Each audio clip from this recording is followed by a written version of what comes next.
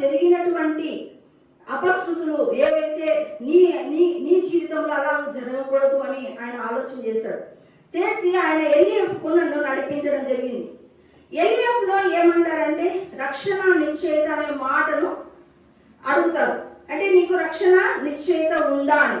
అంటే నీవు ఇప్పుడు యేసు ప్రభువుని అంగీకరించావు, నీకు దేవుడు తెలుసు, కానీ దేవుడికి నీవు తెలుసా అనే క్వశ్చన్ వేస్తారనమాట వాళ్ళు. అది నాకు కావాలని నేను కూడా కోరుకున్నాను. కోరుకుని ఓ రోజు ఏం చేస్తానంటే మిద్దె మీదకి వెళ్ళి ప్రార్థన చేస్తూ ఉన్నా, ప్రభువా నాకు రక్షణ నిశ్చయిత కావాలి ప్రభువా అని ప్రార్థన చేస్తూ ఉంటే గాలి వచ్చింది. అన్ని ఇలా పేపర్స్ అన్ని కదిలి గలతీ 4:8 మీద ఆగడం జరిగింది.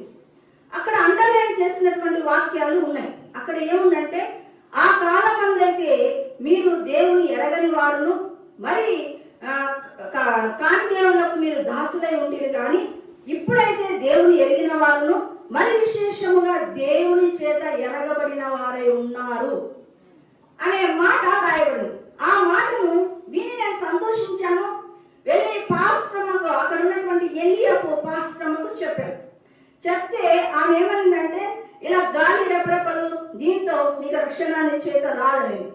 అవునా, నాకు తెలీదు, నేను అప్పుడప్పుడే రక్షణ మార్గంలో ఉన్నాను కాబట్టి సరేనేసి నేను దాన్ని మర్చిపోయాను. తర్వాత నాకు రక్షణ నిశ్చయిత కావాలి అని చెప్పి 2000 మళ్ళీ ఒక 3 రోజులు ప్రతిష్ఠించుకొని రక్షణ నిశ్చయిత విషయము ప్రార్థన చేశాను. ప్రార్థన చేస్తుంటే నేను అప్పుడప్పుడే బైబిల్లో చదువుతున్నా, నాకు ఏమీ తెలియదు బైబిల్లో.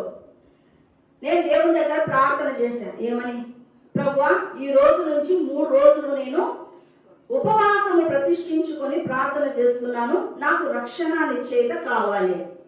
నేనేం చదవాలో చెప్పు ప్రభు అన్న, నువ్వు చెప్పేంత వరకు నేను చదవను. అలాగా మోకరిల్లి దేవుని సన్నిధిలో నేను కనిపెడుతున్నా, ప్రభువా నువ్వు ఏది చెప్తావో నేను అది చదువుతాను. అప్పుడు తెలియకుండానే నాకు అక్కడ ముందు జరిగిన సంగతి నేను మరచిపోయాను. గలతీయులకు రాసిన పత్రిక చదవమని బలమైన ప్రేరేపణ రావడం జరిగింది. అలాగా గలతీయులకు రాసిన పత్రిక చదివాను. 3 అధ్యాయాలు చదివాను. నేను 3 రోజులు ప్రతిష్ఠించుకున్నాను. 2 దినాలు అన్ని వాక్యాలలో ఏమొస్తుందంటే మీరు మీరు మీరు అని వస్తుంది. ప్రభువా మీరు మీరు అని వస్తే ఎట్లా, రేపొద్దున నీవని రాలేదని మళ్ళా దాన్ని కూడా నాకు రక్షణ నిశ్చయిత లేకుండా పోతుంది కదా అని మోకరిల్లి 3వ దినాన ప్రార్థన చేశాను. ప్రార్థన చేసి చదువుతున్నా. కరెక్ట్గా 4:8 వచ్చింది. అంతకు ముందు దేవుడు నాతో అదే మాట మాట్లాడాడు. ఏంటి, ఆ కాలం అందైతే మీరు దేవుని ఎరగని వారును కాని దేవులకు మీరు దాసులై ఉంటుంది, కానీ ఇప్పుడైతే మీరు దేవుని ఎరిగిన వారును మరి విశేషముగా మీరు దేవుని చేత ఎరగబడిన వారై ఉన్నారని. ఆ మాటను సంతోషించాను. కానీ ఏమో మళ్ళా సాతాను నన్ను ఎక్కడ శోధిస్తాడని చెప్పి, ప్రభువా నీవు నాకు కలలో దయచేయి ప్రభువా అని అడిగాను. అలాగా నేను కలలో దయచేయమని అడిగాను. అది 2007వ సంవత్సరము. నేను డైలీ అడుగుతున్నాను. స్కూల్ పోయేటప్పుడు అంతా కూడా, ప్రభువా December 31 వస్తుంది, ఎల్ఏపు పాస్టర్ ఖచ్చితంగా నన్ను సాక్ష్యము చెప్పమని అడుగుతాడు. నేను చెప్పే లోపల నా సాక్ష్యం పర్ఫెక్ట్గా ఉండాలి అని నాకు లోపల ఒక వేదన మొదలైంది. రోజు అడుగుతున్నాను. 2007 డిసెంబర్ 7వ తారీఖున నాకు జ్వరం వచ్చింది. నేను మంచం మీద పడుకున్నాను. అప్పుడు నాకు ఒక కల వస్తుంది. ఆ యొక్క పాస్టర్ ఎలియఫ్ పాస్టర్ ఉన్నారు కదా, ఆయన భార్య పేరు హెప్సిబా, నా పేరు హెప్సిబా, తర్వాత ఇంకొక లెక్చరర్ భార్య పేరు కూడా హెప్సిబా. సంఘంలో చాలా మంది ఉన్నారు, కానీ ఆ కళలో ఆ 3 హెప్సిబాలా కనబడుతున్నారు. అయితే ఎలియఫ్ పాస్టర్ గారు ఏమన్నారంటే, ఒక పాట పాడండి అన్నాడు.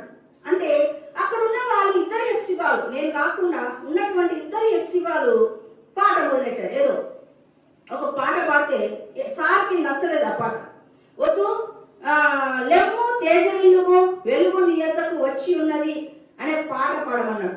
అయితే ఆ పాట ఆ 2 హెప్సిబాలు పాడలేదు, నేను ఎత్తుకున్నాను ఆ పాట. లెమ్ము తేజరిల్లుము వెలుగు నీ యొద్దకు వచ్చి ఉన్నది అనే పాట రూపంలో పాడి, తర్వాత ఇది ఎంత శ్రేష్టమైన మాట అని నేను అక్కడే కలలోనే అంటూ ఉన్నా. ఈ విధంగా దేవుడు నాకు రక్షణ నిశ్చయిత ఇవ్వడము జరిగింది. అంటే అది పొందుకున్న తర్వాత నేను ఉదయాన్నే